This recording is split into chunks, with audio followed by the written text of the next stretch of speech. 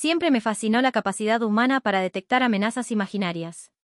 No hablo de meteoritos, pandemias o calentamiento global, no. Hablo de cosas realmente peligrosas, como una persona que se pone una blusa siendo asignada varón al nacer. Ese tipo de cosas que hacen tambalear civilizaciones, detienen satélites y funden la economía mundial. Una catástrofe. Un atentado a la lógica. Porque claro, ¿quién en su sano juicio permitiría que una persona así acceda a una beca, un cargo de liderazgo o una cátedra universitaria? ¿Acaso queremos que nuestros premios Nobel usen delineador? Porque eso es lo que realmente importa, ¿no? No si una persona es brillante, responsable, creativa, íntegra o capaz de mejorar el mundo. No. Lo fundamental es que cumpla con la expectativa estética que la sociedad asignó arbitrariamente en algún siglo pasado mientras alguien quemaba mujeres por tener opiniones. Porque claro, si vas a curar el cáncer, mejor que lo hagas vestido acorde. Y si descubrís una nueva partícula subatómica, por favor, que sea con pantalones, no sea cosa que se desintegre el orden natural. Hay algo admirable en esa lógica. Es tan absurda que solo puede sostenerse por pura fuerza de voluntad colectiva. ¿Cómo se explica sino que alguien escuche a un niño trans decir, quiero ser presidente, y la sociedad en silencio le responda, pero vos sos raro, así que no podés? Como si la orientación sexual viniera con una cláusula que impide usar el lóbulo frontal.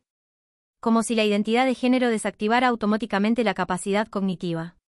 ¿Será que al usar una falda se derriten las neuronas? ¿O que el esmalte de uñas tiene un componente inhibidor de la inteligencia?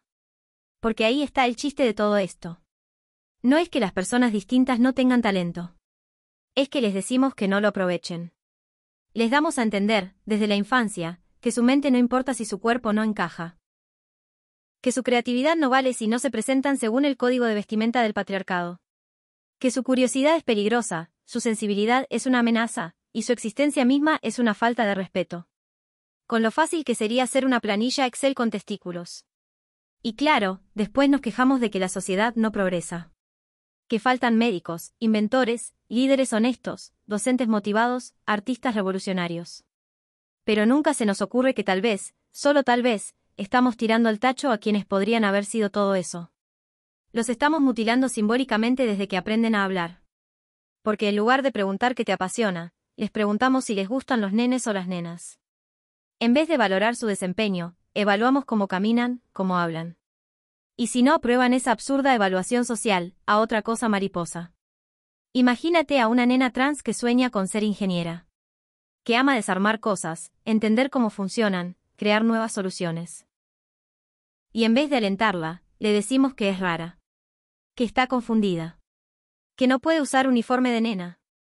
Que no va a tener trabajo si insiste en ser así. Que no va a tener familia. Que nadie la va a tomar en serio.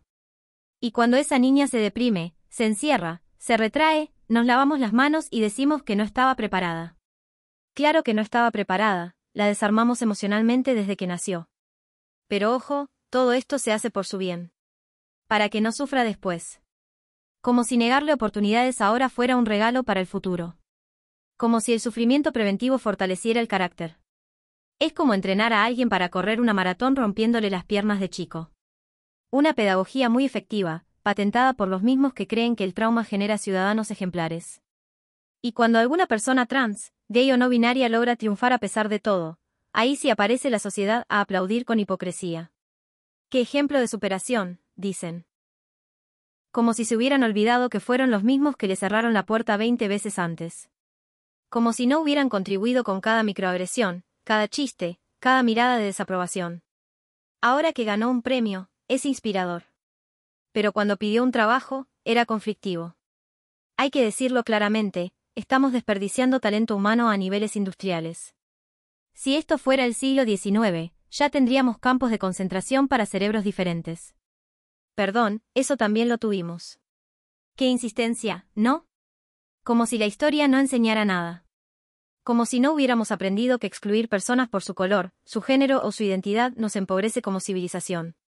Pero no, acá seguimos, preocupados por la sexualidad de los demás mientras se derrite el planeta. Y después hay quien se pregunta por qué estamos tan mal. Porque vivimos en una meritocracia machista, no intelectual. Porque la inteligencia no cotiza si viene en envase no normativo. Porque seguimos creyendo que la masculinidad es sinónimo de razón y la feminidad de emoción, y que solo los varones bien plantados pueden tomar decisiones lógicas.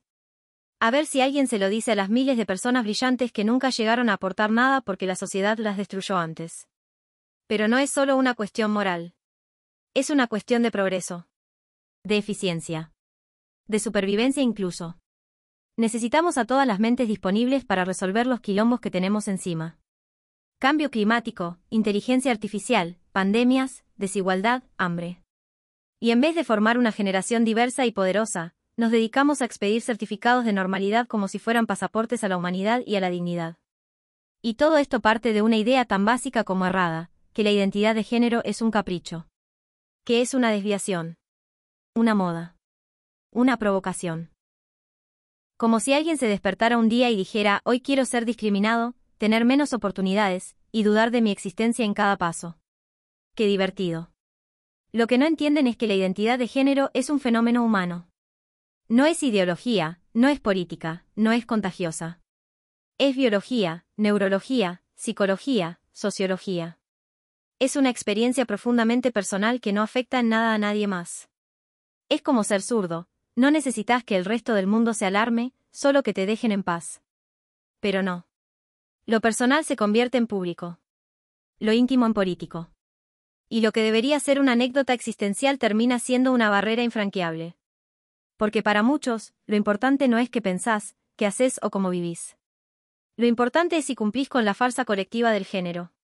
Y si no, afuera. El mismo criterio que se usaba para discriminar a las personas afrodescendientes, a las mujeres, a los chinos, a los pelirrojos. Cambia el grupo, pero no la lógica.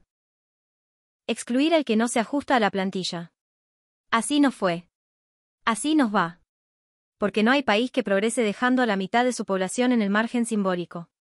No hay ciencia que avance cuando se censura a quien piensa distinto. No hay arte que florezca si se mata la autenticidad. No hay futuro posible si seguimos destruyendo mentes brillantes porque su aspecto nos incomoda. Es como tirar a la basura una computadora cuántica porque tiene el teclado en otro idioma. Y no es que haya que ser trans o no binario o gay para tener talento. Es que hay talento en todos lados, en todas las formas, en todos los cuerpos. Pero solo unos pocos tienen permiso para mostrarlo. Solo los que pasan por el detector de género de la sociedad reciben la validación. El resto que se aguante, que disimule, que finja, o que desaparezca. Eso no es progreso. Eso es apartheid psicológico. Es censura existencial. Es una forma elegante de barbarie. Y todo porque no soportamos que alguien se escape de nuestras categorías mentales. Como si el universo se desordenara si alguien lleva falda y barba a la vez. Como si el Big Bang necesitara una aclaración binaria. La verdad es que somos ridículos. Nos creemos racionales, modernos, científicos. Pero seguimos guiándonos por estereotipos del siglo pasado. Seguimos diagnosticando a los demás con el ojo moral, como si fuéramos inspectores de identidad. Seguimos creyendo que lo visible define lo valioso. Y así nos perdemos a los genios que no usan corbata. A las líderes que no tienen voz grave. A los pensadores que no cumplen con el uniforme institucional. Y después lloramos porque no hay innovación, porque no hay soluciones, porque no hay esperanza. Pero es que la esperanza la echamos nosotros mismos por la puerta trasera. Le dijimos que no encajaba. Que molestaba. Que no daba con el perfil. Que mejor volviera cuando aprendiera a ser como los demás. Y después pretendemos que el mundo mejore. No va a mejorar mientras sigamos midiendo el talento con reglas inventadas por gente muerta hace siglos. No va a mejorar mientras sigamos confundiendo respeto con obediencia estética. No va a mejorar mientras sigamos temiendo más a un par de tacos que a la corrupción, la ignorancia o la mediocridad. Así que, si queremos un futuro, más vale que empecemos a valorar a las personas por lo que son y no por cómo se visten. Más vale que escuchemos a quienes no se parecen a nosotros. Más vale que dejemos de temerle el cambio y empecemos a temerle a nuestra propia repetición absurda. Porque el mundo no necesita más robots que repitan lo que ya fracasó. Necesita mentes libres. Corazones valientes.